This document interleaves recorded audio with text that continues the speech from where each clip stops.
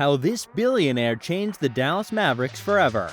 10 years. A decade. No matter what you choose to go with, that's how long the Dallas Mavericks had gone without a single winning season, when a billionaire, Shark Tank star, and serial startup investor purchased a majority stake in the team for $280 million in 2000. In fact, things were so bad that fans would rather stay at home or do any other thing than attend a Mavs game. But enough with the mystery. The billionaire's Mark Cuban, and in this video, we take a closer look at how he changed the Dallas Mavericks forever. Let's get started. My seats are right by the Mavs bench, 2 rows back. I was into it, and there was nobody there, and I remember thinking, I can do a better job than this. Emphasis on, I can do a better job than this, because those are the words billionaire Mark Cuban said to himself when he had a light bulb moment. He was attending a Mavs game a few weeks into the beginning of the NBA's 1999 to 2000 season. And true, he has since done a better job. The best job even. Since taking over, Cuban has turned the Mavs into a profitable business worth $3.3 billion, guided the team to countless playoffs, and helped them sell out every game since December 15, 2001, for the longest sellout streak in American professional sports. How did he do it?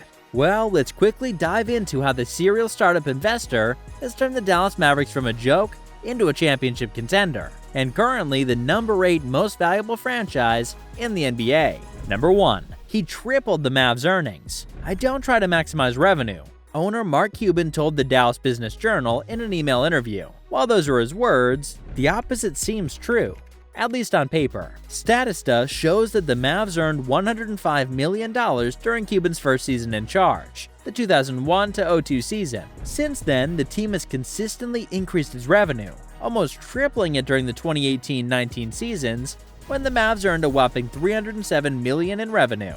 In 2020-21, the estimated revenue of the Mavs amounted to $231 million. Number 2. He prioritized marketing. During an interview with ESPN, Cuban once said, "Our marketing stunk prior to me getting here." That's right. According to him, not much was being done by the NBA to market the Mavs, so it was up to him to sell his team, albeit with a different approach. He viewed every minute of every day as a marketing opportunity for the Mavericks and the NBA. For the Mavs, this meant that there was no such thing as the offseason from a marketing perspective.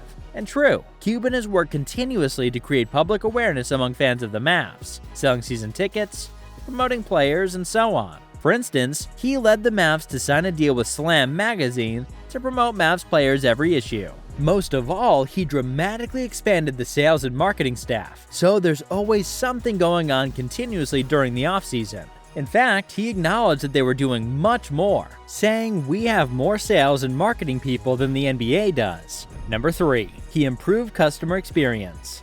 What's that thing they say? Yes, you got it.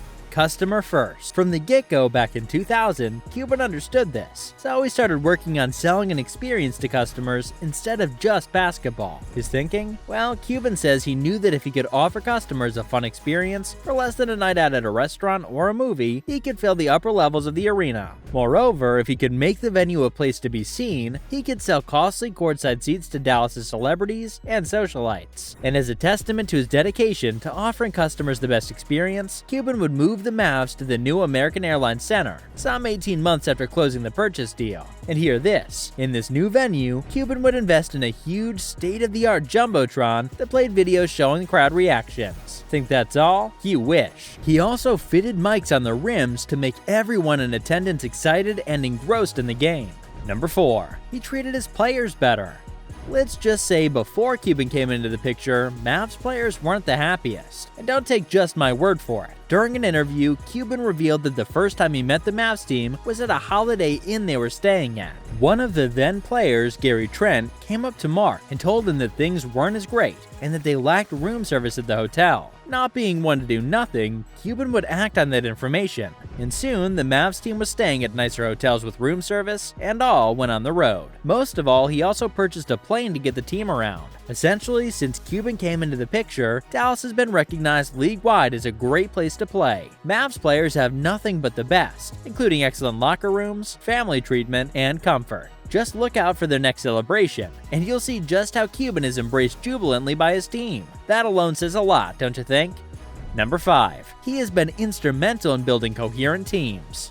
Mark Cuban is known to give his all when it comes to ensuring that his team is cohesive. This shows in many of his decisions, including retaining the loved Don Nelson as a coach, which eventually saw him emerge as one of the top 10 coaches in the history of the NBA. Besides, Cuban is known to be involved in player recruitment, going as far as to pitch Michael Jordan in 2001, promising him that he was ready to go all the way to ensure they win. During a meeting to discuss the matter, Cuban said, "We are going to be better, and I'll be more creative and aggressive, and will do whatever it takes to win." And while Cuban didn't convince the GOAT to join, you can see just how far he was willing to go to ensure Jordan was part of a winning team. He would do anything. Eventually, Jordan would honor a prior agreement to play for the Washington Wizards, the team he had joined as a minority owner and president of basketball operations a year earlier. Not to forget, Cuban was instrumental in cultivating a culture of success, with young stars like Dirk Nowitzki, widely regarded as one of the greatest power forwards of all time, and the greatest European player of all time, and Steve Nash. And today, many people agree that changing the culture of a whole pro sports organization is nothing short of going up the unforgiving Mount Everest. Even so, Cuban did it with the help of players such as Nash and Nowitzki and supercoach Nelson.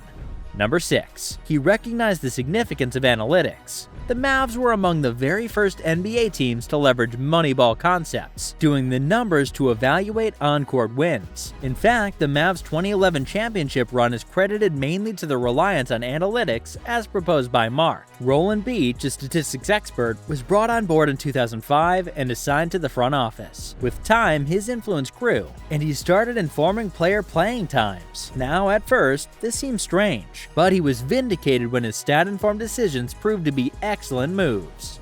Number 7. He created a brand new identity for the Mavs. The 80s, the first decade of the Mavs' existence, were impressive. The team made the playoffs 5 times and made it out of the first round 3 of those 5 postseasons. In fact, this era introduced the world to Mavs legends like Derek Harper and Rolando Blackman, among others. The Mavs were known for their signature cowboy hat logo during this entire reign of excellence. But in a classic case of good things not lasting, the Mavs would lose their form and grace in the 90s. Yes, they were so bad that they did not post a single winning record during this era. In fact, the Mavs finished under 500 for an entire decade, winning a combined 24 games in 92 and 93 and 93-94. The cowboy hat logo, known for success a decade earlier, became associated with failure. With this in mind, Cuban would embark on a rebranding mission upon purchasing the team, departing from their old cowboy hat logo and adopting a blue and white horse logo. Interestingly, the new image coincided with the Mavs' re-emergence as a powerhouse in the NBA. Now, isn't that just what a great rebrand is all about? Don't keep it to yourself. Let me know in the comment section below. Number 8. He has made the Mavs an all-around aggressive brand. Unlike other owners, Mark Cuban does not treat the Mavs as just a business. That's right, he does not just look at the bottom line, profits. It's no surprise, because the Mavs players are always over the salary cap and consistently rank among the league leaders in luxury tax penalties. Yes, to Cuban, it's not about the money, but being aggressive in all spheres, which, as you guessed, includes spending on players. Besides, the Mavs are always one of the most active teams in the NBA, be it in free agency or through trades. This aggressive attitude has enabled the team to improve consistently across the board. Now, what are your thoughts on Mark Cuban in relation to the Mavs? Does he still have it in him to steer the Mavs to even greater success? Let me know in the comment section below. While you're at it, be sure to smash the thumbs up button and share the video widely. Most importantly, please subscribe to Hoops Business and turn on notifications to get alerts whenever we have new videos on sports and business for you. You've been fantastic. Have a wonderful time.